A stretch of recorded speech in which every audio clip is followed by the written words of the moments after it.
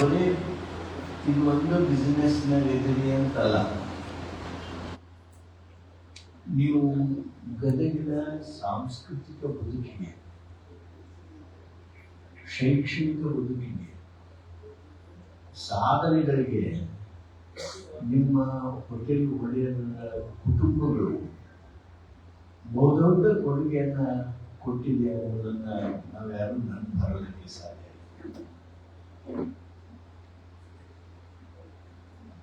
ನಾನು ಒಂದೇ ಏನು ಕೊರತೆ ನೋಡ್ತಾ ಇದ್ದೇನೆ ಅಂದ್ರೆ, ಒಡೆಯರ ಅಷ್ಟ ಬಂದಿರಲಿಲ್ಲ. ನಿಮ್ಮ ಹೋಟೆಲ್ನಾಗ ನಮ್ಗೆ ಯಾರ ಮಗ ಕಾಣ್ತಿರ್ತಾವೋ ಅವ್ರು ಕಾಣ್ತಾ ಇಲ್ಲ. ನಿಮ್ಮ ಹೋಟೆಲ್ನಲ್ಲಿ ಏನು ಕೆಲಸ ಮಾಡೋರಲ್ಲ ಅವರು ಸಹಿತ ಬಹಳ ದೊಡ್ಡ ಸೇವೆಯನ್ನ ಗದಗಿನ ಜನತೆಗೆ, ಗದಗ ಜಿಲ್ಲೆಯ ಜನತೆಗೆ ಮಾಡ್ತಾರೆ. ನಾನು ಹೇಳ್ಬೇಕಾಗಿತ್ತಂದ್ರೆ, ನೋಡಿ ನೀವು ಬಹಳ ದೊಡ್ಡ ಸಾಧನೆ ಮಾಡಿದ್ದೀನಿ. ನೀವು ಅದನ್ನ ಮಾತಾಡ್ಕೊಳ್ಳೋದಿಲ್ಲ, ಯಾಕಂದ್ರೆ ನಿಮ್ದು ಲಕ್ಷ್ಯ ಬರೀ ಬ್ಯಾಲೆನ್ಸ್ ಇರ್ತದೆ. ಈ ವರ್ಷ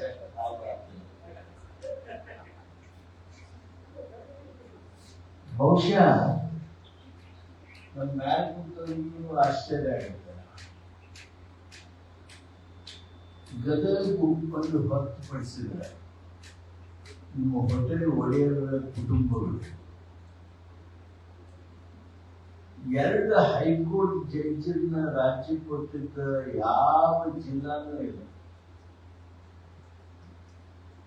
ಜಸ್ಟಿಸ್ ಉಮಾ ಅವರು ನಿಮ್ಮ ಹೋಟೆಲ್ ಒಡೆಯರ ಕುಟುಂಬ, ಶುಕ್ರ ಕುಟುಂಬ. ಜಸ್ಟಿಸ್ ಅಡಿಗ್ ಅವರು ನಿಮ್ಮ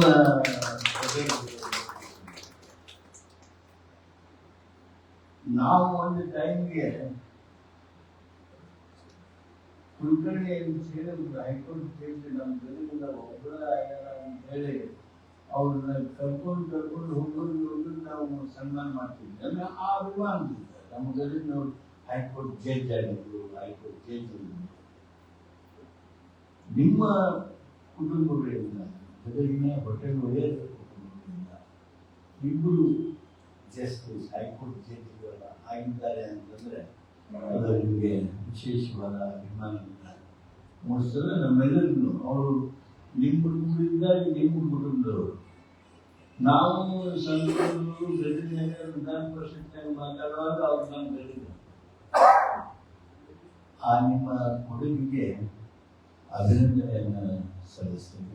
ಅದೇ ರೀತಿಯಾಗಿ ಶೈಕ್ಷಣಿಕ ಕ್ಷೇತ್ರ ಆಗಲಿ, ಕ್ರೀಡಾ ಕ್ಷೇತ್ರ ಆಗಲಿ, ಕ್ರೀಡಾಪಟುಗಳಿಗೆ ಬೆಂಬಲಿಸುವುದರಲ್ಲಿ ಅವ್ರಿಗೆ ನಾವು ತೋರಿಸ್ತಕ್ಕಂಥ ಪ್ರೀತಿ ವಿಚಾರಗಳಲ್ಲಿ ತಮ್ಮ ಹೋಟೆಲ್ ಒಡೆಯರ ಸಂಘ ವಿಶೇಷವಾದ ರೀತಿಯೊಳಗೆ ಕೆಲಸ ಮಾಡಿದೆ. ಇನ್ನೊಂದು, ನೀವು ನಮಗೆ ಒಂದು ಬಹಳ ಅನ್ಯಾಯ ಮಾಡಿರ್ತೀವಿ. ರೇಟ್ ಹೆಚ್ಚಿಗೆ ಮಾಡಿದ್ದಕ್ಕೆ ಅನ್ಯಾಯ ಅಲ್ಲ. ನಮ್ಮ ಆಹಾರ ಸಂಸ್ಕೃತಿ ಏನಿತ್ತಲ್ಲ, ನಮ್ಮ ಗದಗ ಉತ್ತರ ಕರ್ನಾಟಕ ನಮ್ಮದೇ ಒಂದು ಆಹಾರ ಸಂಸ್ಕೃತಿ ಇತ್ತು. ನೀವೆಲ್ಲರೂ ಬಂದು ಆ ಆಹಾರ ಸಂಸ್ಕೃತಿ ಮೇಲೆ ಬಹು ದೊಡ್ಡದಾಗಿರ್ತಕ್ಕಂಥ ಅನ್ಯಾಯದ ದಬ್ಬಾಳಿಕೆ ನಮಗ ರೊಟ್ಟಿ ತಿನ್ನಬಾರ್ದು ಅಂತಿಲ್ಲ. ಇಡ್ಲಿ ಆದ್ರೆ ಲಗು ತಿನ್ನಕ್ಕೆ ಇಡ್ಲಿ ತಿಂದು ಹೊರಟ್ಬಿಟ್ರೆ ನಮ್ಮದಾಗಿರ್ತಕ್ಕಂಥ ಮಿರ್ಚಿಗೆ ಬಿಟ್ಟು ಒಡಿಗಡೆ ಲಕ್ಷ್ಯ ಮಾಡಿರ್ತಾರೆ. ನಾನು ನಿಮ್ಮಲ್ಲಿ ಏನು ಅರಿಕೆ ಮಾಡ್ಕೊಳ್ತೀನಿ ಅಂತ ಗದಗ ಕ್ರಿಕೆಟ್ ಒಡೆಯರು ಕೂಡಿ ಒಂದು ವರ್ಕ್ಶಾಪ್ ಮಾಡ್ತೀವಿ, ಸೆಮಿನಾರ್ ಮಾಡ್ತೀವಿ. ಗದಗಿನ ಮೂಲ ಆಹಾರ ಸಂಸ್ಕೃತಿ ಅಂತ ಯಾರ ಹೋಟೆಲ್ ಕೊಡಿ, ಒಂದು ನಮ್ಮ ಮೂಲ ಸಂಸ್ಕೃತಿಯ ಆ ಐಟಮ್ ಇರಬೇಕು. ಅದನ್ನು ನೀವು ಮಾಡಿದ್ರಿ ಅಂದ್ರೆ ನಮ್ಮ ಆಹಾರ ಸಂಸ್ಕೃತಿಯನ್ನು ಸಹಿತ ನೀವು ಗೌರವಿಸಬೇಕಾಗುತ್ತೆ, ರಕ್ಷಣೆ ಮಾಡಬೇಕು. ರುಚಿಯೊಳಗಾಗಿ ಏನು ಕಡಿಮಿಲ್ಲ. ಒಂದು ರುಚಿಯನ್ನು ತಿನ್ಬೇಕು ಅನ್ನಿಸ್ತಂದ್ರೆ ಬೆಳಗ್ಗೆ ಪುರಿ ಚಟ್ನಿ ಕಳಿಸಿದ್ದೇವೆ. ಸಂಜೆ ಮುಂದೆ 5 6 ಅಂದ್ರೆ ನಾವೇನು ಶಿವಾನಿ ಹೋಗಿ ಉಪ್ಪಿಟ್ಟು ತಿನ್ಬೇಕು ಅನ್ನಂಗಿಲ್ಲ. ಅವರು ಚುರುಮರಿಗೆ ಗಿರ್ಮಿಟ್ಟಿಯನ್ನು ತರಿಸ್ತೀವಿ. ಅಂದ್ರೆ ನಮ್ಮ ಸಂಸ್ಕೃತಿ ನಮ್ಮ ನಾಲ್ಕಿನ ರೈತಿಗೆ, ಆದ್ರೆ ಅದನ್ನು ಇವತ್ತು ಕಡಿಮೆ ಆಗ್ತಾ ಹೋಗ್ತಾ ಇದೆ. ಆ ಹಿನ್ನೆಲೆಯೊಳಗೆ ನಮ್ಮ ಭಾಗದ ಉತ್ತರ ಕರ್ನಾಟಕದ ಆಹಾರ ಸಂಸ್ಕೃತಿಯನ್ನು ಕಾಪಾಡೋದ್ರೊಳಗೆ ನೀವು ನಿಮ್ಮದೇ ಆಗಿರ್ತಕ್ಕಂಥ ಗೌರವಾನ್ವಿತವಾಗಿರ್ತಕ್ಕಂಥ ಪಾತ್ರವನ್ನು ಆಡ್ತೀವಿ. ನಾವು ಈ ಸಂದರ್ಭದೊಳಗೆ ನಮ್ಮ ಕಾಮತ್ ಹೋಟೆಲ್ನ ಮೊನ್ನೆ ಅವ್ರು ನೆನಪು ಮಾಡ್ಕೊಳ್ತೀನಿ. ಈಗೇನೆ ನಮ್ಮ ಗಾಂಧಿನಗರದ ಹೋಟೆಲ್ ಅವ್ರು ನಾನು ನಾವು ಹೋದಾಗ ಇಲ್ಲ ನಿಮ್ಮದು ಸರ್ವಿಸ್ ಬೆಸ್ಟು, ನಿಮ್ಮ ನಡವಳಿಕೆಗಳು ಭಾಳ ಒಳ್ಳೆಯದು, ಸಮಾಜಕ್ಕೆಲ್ಲ ಒಳ್ಳೇದು ಮಾಡ್ತಾ ಇದ್ದೀರಿ, ಎಲ್ಲರೂ ನಿಮ್ಮನ್ನು ಗೌರವದಿಂದ ಕಾಣ್ತೀವಿ. ಆದರೆ ನಮ್ಮ ಸಂಸ್ಕೃತಿ ನೀವು ಅನ್ಯಾಯ ಮಾಡಿದ್ದೀರಿ, ನಮ್ಮ ರೊಟ್ಟಿನ ಜನ ನೆನಪಾಗಬೇಕು ಮಾಡಿದ್ರು, ನೀವು ನಮ್ಮ ರೊಟ್ಟಿಗೆ ಯಾಕೆ ಪಾಪ್ಯುಲರ್ ಮಾಡಬಾರ್ದು? ನಿಮ್ಗೆ ಲಾಭಗಳು ಈಗೇನು ನೀವು ಇಡ್ಲಿ ವಡಿ ಉಪ್ಪಿಟ್ಟಿಂದ ಐತಿ, ಇದಕ್ಕಿಂತ ಹೆಚ್ಚಿಗೆ ಬರ್ತದಕ್ಕೆ ಯಾಕೆ ಮಾಡೋಂಗಿಲ್ಲ? Believe me, within 3 months ಒಂದು ಜೋಳದ ರೊಟ್ಟಿ ಸೆಕ್ಷನ್ ಅನ್ನ ತೆಗೆದು, ಆ ಜೋಳದ ರೊಟ್ಟಿ ಸೆಕ್ಷನ್ ತೆಗೆದ ಮೇಲೆ ಮೈಸೂರು ರೋಡ್ನಾಗ ಒಂದು ಮಾಡಿದ್ರು, ತುಮಕೂರು ಆದ್ಮೇಲೆ ಒಂದು ಮಾಡಿದ್ರು, ಅಲ್ಲೇ ಬೆಂಗಳೂರೊಳಗಿನ ಮತ್ತೊಂದು ಕಡೆ ಮಾಡಿದ್ರು. 4-5 ಯೂನಿಟ್ ಮಾಡಿದ್ದು. ಬಹುತೇಕ ಅಷ್ಟು ನಾನೇ ಇನಾಗ್ರೇಟ್ ಮಾಡಿದೆ. ನಾನು ನೆನಪಲ್ಲ ಇವತ್ತು. ಅಂದ್ರೆ ಈ ಪಾಪ್ಯುಲರೈಸ್ಡ್ ರೊಟ್ಟಿಯನ್ನ ನಮ್ಮ ಬೆಂಗಳೂರೊಳಗೂ ಬಹಳಷ್ಟು ಮಟ್ಟಿಗೆ ಜನಪ್ರಿಯಗೊಳಿಸೋದ್ರೊಳಗೆ ಅವರು ಕೆಲಸ ಮಾಡಿದ್ರು. ನಾನು ಆ ಹಿನ್ನೆಲೆಯಲ್ಲಿ ವಿನಂತಿ ಮಾಡ್ತೀನಿ, ನೀವು ಹೋಟೆಲ್ ಸಂಘದವ್ರು ಇದನ್ನೇ ಕೊಟ್ಟು ನಮ್ಮ ಇಂಥ ಅಪವಾದ ಬಂದೈತಿ, ನಮ್ಮ ಆಹಾರ ಸಂಸ್ಕೃತಿ ಮೇಲೆ ನೀವು ದಾಳಿ ಮಾಡಿರಿ ಅಂತ ಅಂತಾರ. ಇವತ್ತು ನಾ ಅಂತೀನಿ, ನಾಳೆ ಸುದ್ದಿ ಅಂತಾರೆ, ನಾಳೆ ಬೊಬ್ಬಚ್ಚೆ ಅಂತಾರೆ. ಇದು ನಮ್ಮ ಮೇಲೆ ಆಗಿದ್ದು, ಸಂಸ್ಕೃತಿ ಮೇಲೆ ಆಗಿದ್ದು. ಇದನ್ನ ನೀವು ಉಳಿಸೋದ್ರೊಳಗೆ ಪಾತ್ರ ಆಡಿದ್ರೆ ನೀವು ಗದಗಿನವರು ಕರ್ನಾಟಕಕ್ಕೆ ಮಾದರಿ ಆ ಕೆಲಸ ತಾವು ಮಾಡಬೇಕು. ನಾನು ತಮ್ಮೆಲ್ಲರಿಗೂ ವಿನಂತಿ ಮಾಡ್ತೀನಿ, ಇದರ ಬಗ್ಗೆ ತಾವು ವಿಶೇಷವಾಗಿರ್ತಕ್ಕಂಥ ಗಮನವನ್ನು ಕೊಡಲಿ. ಮತ್ತೊಂದು ಮಾತು ನನಗೆ ಹೇಳೋದಕ್ಕೆ ಬಯಸ್ತೀನಿ. ನಿಮ್ಮ ಉದ್ಯೋಗಕ್ಕೆ, ನಿಮ್ಮ ಈ ಒಂದು ಚಟುವಟಿಕೆಗೆ, ಹೋಟೆಲ್ ಉದ್ಯಮಕ್ಕೆ ಬರುವ ಕೆಲವೇ ವರ್ಷಗಳಲ್ಲಿ 2-3-4 ವರ್ಷದಾಗ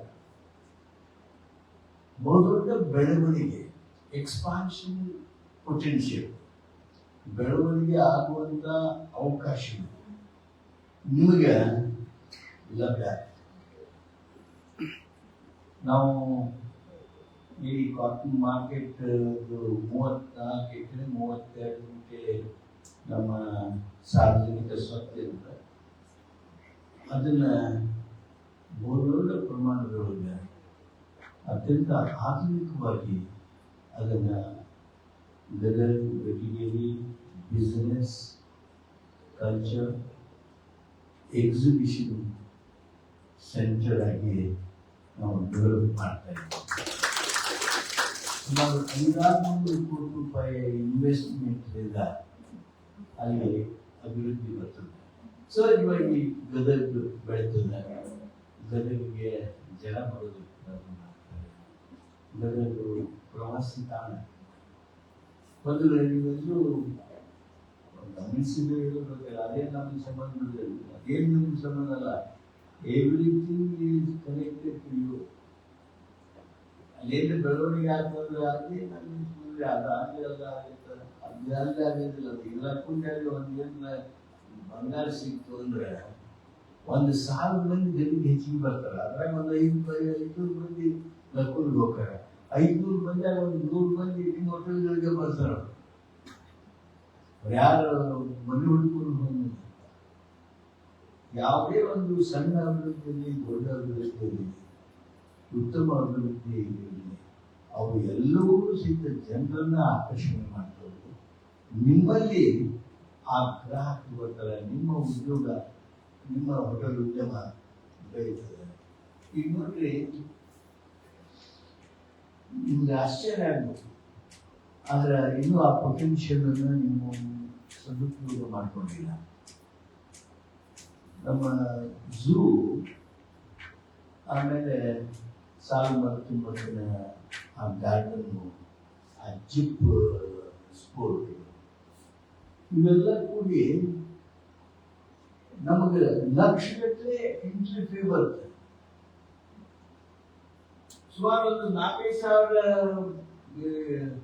ಝೂಕ್ ಬರ್ತಾರೆ, 5,000 ಆ ಸಾಲು ತಿಮ್ಮಕ್ಕಿಗೆ ಗಾರ್ಡನಿಗೆ ಬರ್ತಾರೆ. ಇವರೆಲ್ಲ ಎಲ್ಲರೂ ಇಲ್ಲಿಯವರಲ್ಲ, ಇಲ್ಲಿಯವ್ರು ನಿಮ್ಮ ಹೋಟೆಲ್ಗೆ ಬರ್ಲಿಕ್ಕಿಲ್ಲ, ಅವ್ರು ತಮ್ಮದೇ ಆಗಿರ್ತಕ್ಕಂಥ ಬುತ್ತಿ ಕಟ್ಕೊಂಡ ಬರ್ಬೋದು. ಆದ್ರೆ ಅದರೊಳಗೆ 20%, 25% ಅವರೆಲ್ಲ ನಿಮ್ಮ ಹೋಟೆಲ್ಗಳ ಅತಿಥಿಗಳಾಗೋರು. ಈಗ ನಮ್ಮ ಕಪ್ಪತ್ ಗುಡ್ಡಕ್ಕೆ ನಾವು ಸಫಾರಿ ಪ್ರಾರಂಭ ಮಾಡಿ, ಆ ಸಫಾರಿನ ಹೆಚ್ಚು ಪಾಪ್ಯುಲರೈಸ್ ಯಾಕೆ ಮಾಡಬೇಕು? ನಮ್ಮ APMC ಯಾರ್ದಾಗಿ ವ್ಯಾಪಾರಸ್ಥರನ್ನು ಪಾಪ್ಯುಲರೈಸ್ ಮಾಡಬೇಕು, ಅವರಿಗೆಲ್ಲ ಏನು ಹೆಚ್ಚು ಆಗೋದಿಲ್ಲ. ನೀವು ಹೆಚ್ಚು ಪಾಪ್ಯುಲರೈಸ್ ಮಾಡಬೇಕು. ನಾನು ಹೋಟೆಲ್ ಅಧ್ಯಕ್ಷ ಸಂಘದ ಅಧ್ಯಕ್ಷರಿಗೆ ಹೇಳೋದು, ಈ ಸಫಾರಿ ವ್ಯಾನ್ ಅದಾವಲ್ಲ, ಆ ಸಫಾರಿ ವ್ಯಾನ್ ನೀವು ಒಂದು ಫ್ರೀ ಆಗಿರೋದನ್ನ ಮಾಡಬೇಕು. ನಾವೀಗ 2 ಬಿಟ್ಟೇವೆ, ನಾವು ಮಾಡಬೇಕು ಅಂತಿಲ್ಲ. ಅಂದ್ರೆ this is how you as a business man should enter into the development work. ನೀವು ನಮಗೆ ಈಗ ದೇವರು,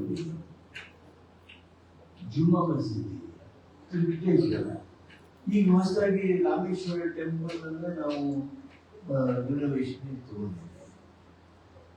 ಇವ್ಯಾವುದಕ್ಕೂ ನೀವು ಸ್ಪಂದನೆ ಇಲ್ಲದ್ರೆ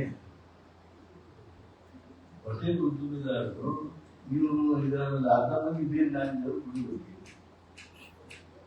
ವೀರನಾರಾಯಣದೇವ್ರ ಗುಡಿ ಡೆವಲಪ್ಮೆಂಟ್ ನಿಮ್ಮದು ಸಹಿತ ಆಸಕ್ತಿ ಆಗ್ಬೇಕು. ನಾನು ನಿಮ್ಮನ್ನ ಹಣಕಾಸು ದೃಷ್ಟಿಯಿಂದ ನೀವು ಅಲ್ಲಿ ಅಭಿವೃದ್ಧಿ ಪಾಲ್ಗೊಳ್ರಿ ಅನ್ನಂಗಿಲ್ಲ, ನೋ. ಆದ್ರೆ ನಿಮ್ಮ ಆಸಕ್ತಿಗಳಿಲ್ಲ. ಯಾಕೆ ನಿಮ್ಮೊಂದು ಪಾರಾಯಣನ್ನ ಅಥವಾ ಒಂದು ಕೀರ್ತನ ಇಲ್ಲಮ್ಮ ಏನ್ ಮಾಡ್ಬೇಕು? ಒಳ್ಳೆ ಸಂಘದವರ ಆ ಒಂದು ಸಾಂಸ್ಕೃತಿಕ ಕಾರ್ಯಕ್ರಮ, ಉತ್ತಮವಾಗಿರ್ತಕ್ಕಂಥ ಸಂಗೀತ ಕಾರ್ಯಕ್ರಮ ಕರ್ಕೊಂಡು ಒಂದು ವಾರ ವೀರನಾರಾಯಣ ಗುಡಿ ಒಳಗೆ ಇದು ಮಾಡ್ತೀವಿ, ಒಂದು ವಾರ ನೀವು ತ್ರಿಕಟೇಶ್ವರ ಗುಡಿ ಒಳಗೆ. ಆದ್ರೆ ಈಗ ಯಾವುದು ಚಟುವಟಿಕೆಗಳಲ್ಲಿ ನೀವು ನೀರಲ್ಲಿ ಪಾಲ್ಗೊಳ್ಬೇಕಾಗಿರ್ತಕ್ಕಂಥ. ಈಗ ಉದಯರಾಗ, ಸಂಧ್ಯಾರಾಗ, ಈ ಕಾರ್ಯಕ್ರಮವನ್ನು ಮಾಡ್ತಾ ಇದ್ದೇನೆ, ಸರ್ಕಾರದಿಂದ ಮಾಡ್ತೇವೆ. ಇದೆಲ್ಲ ಬೆಳವಣಿಗೆ ಹಾಕ್ಬೇಕಲ್ಲ, ಇದೆಲ್ಲ ಸಂಸ್ಕೃತಿಯನ್ನು ಬೆಳೆಸುವಂತದ್ದು. ಅಲ್ಲಿ ಮನೋರಂಜನೆಗಾಗಿ ಹಾಡಲ್ಲ, ಸಂಜೆ ಮುಂದೆ ಹೋಗಿ ಕೂತ್ಕೊಂಡು ಒಂದು ಅರ್ಧ ತಾಸು ಪುರಂದಾಸರ ಪದ್ಯ ಕೇಳಿದ್ರೆ, ಕುಮಾರದಾಸರ ವಚನ ಕೇಳಿದ್ರೆ, ಬಸವಣ್ಣವರ ವಚನ ಮಾರ್ಗದರ್ಶನ ಕೇಳಿದ್ರೆ ನಮ್ಮ ಮನಸ್ಸು ಅಂದ್ರೆ ಅದು ನಗರದ ಸಂಸ್ಕೃತಿಯನ್ನು ಬೆಳೆಸ್ತದೆ. ಆ ಸಂಸ್ಕೃತಿ ಬೆಳೆಸಿದ್ರೆ ನಾವೇ ನೋಡೋದಕ್ಕೆ ಆಡೋರು ಹಾಡ್ತಿರ್ತಾರೆ, ಕೇಳ್ತಾರೆ, ಬರ್ತಾರೆ, ಹೋಗ್ತಾರೆ. ನೀವು ಸರ್ಕಾರದವರು ಮ್ಯೂಸಿಕ್ ಯಾರು ಕರ್ಕೊಂಡು ಬರ್ತೀವಿ ಅಂತ ನೀವು ಯಾರ ಅನುಕೂಲತಿರ್ಬೋದು. ಅಲ್ಲ, ನಿಮ್ಮ ಪಾತ್ರ ನಮ್ಮ ಸಂಸ್ಕೃತಿಯನ್ನು ನಮ್ಮ ಮನಸ್ಸನ್ನ ತಿರುಗಿಸುವುದು. ನೀವೇನ್ ಮಾಡ್ಬೇಕಾಗಿಲ್ಲ, ಆ ಉದಯದಾಗ ಸಂಧ್ಯಾದಾಗ ಕಾರ್ಯಕ್ರಮ ಇಷ್ಟು ಮಂದಿ ಹೋಟೆಲ್ನವರಲ್ಲಿ ಅವ್ರದ್ದು 50-60 ಮಂದಿ ಇರ್ತಾರೆ. ಉದಯರಾಗ ಮುಗಿದ ಮೇಲೆ ಶಿವಾನಿ ಹೋಟೆಲ್ನ ಮಾಲಕರ ಸೇವೆ ಇವತ್ತು ಶಿರಾ ಉಪ್ಪಿಟ್ಟು ಇಲ್ಲಿ ಕೊಡ್ತೀವಿ ಅಂತ ಹೇಳಿ ನೀವು ಒಂದು ಇನ್ನೊಬ್ರು ನೀವು ಯಾರು ಸಾಧ್ಯ ನಿಮ್ಗೆ ಯಾರು ಅನುಕೂಲ ಐತಿ, ನೀವು ಆ ಉದಯದಾಗ ಸಂಧ್ಯಾದಾಗ ಇವಕ್ಕೆ ಪ್ರೋತ್ಸಾಹಿಸಿದ್ರೆ ಸಂಸ್ಕೃತಿಯನ್ನು ಪ್ರೋತ್ಸಾಹಿಸಿದಾಗ ಎಲ್ಲವೂ ದುಡ್ಡು ಮಾಡೋದಲ್ಲ, ದುಡ್ಡು ಒಂದು ಹಂತಕ್ಕೆ ಮಾಡ್ತೀರಿ, ಅದಾದ್ಮೇಲೆ ನಿಮ್ಗೇನು ಅವಶ್ಯಕ. ಅದರಲ್ಲಿ ಯಾವ ಹೋಟೆಲ್ನಾಗ ಚಹಾ ಮಾತೇನು ಕುಡಿಯಾಕ ಸಿಗ್ತಿತ್ತು ಅಂದ್ರೆ ಅವರೆಲ್ಲರೂ ಬಹಳ ದೊಡ್ಡ ಲಾಭ. ಇವೆಲ್ಲರೂ ಇಂಥ ಕೆಲಸಗಳಿಗೆ and it is not big for you. ಒಂದು 50 ಮಂದಿಗೋ 60 ಮಂದಿಗೋ ಮ್ಯಾಕ್ಸಿಮಮ್ ಅಂದ್ರೆ ಒಂದು 100 ಮಂದಿಗೆ ನೀವು ಇಂಥ ಕಲ್ಚರಲ್ ಪ್ರೋಗ್ರಾಮ್ ಅನ್ನ ನೀವು ಎನ್ಕರೇಜ್ ಮಾಡೋದಕ್ಕೆ ಬೆಳೆಸೋದಕ್ಕೆ ಅನುಕೂಲ ಮಾಡೋದು ಸಾಧ್ಯ ಇದೆ. ಅದನ್ನ ಮಾಡಬೇಕು ಅಂತೇಳಿ ನಾನು ನಮ್ಮ ಜಿ.ಕೆ. ಶೆಟ್ಟಿ ಅವರ ನಮ್ಮ ಗದಗಿನವರಿಗೆ ಬಾಂಬೆ ಗೊತ್ತಿಲ್ಲ. ನಮ್ಮ ಪ್ರವಾಸೋದ್ಯಮ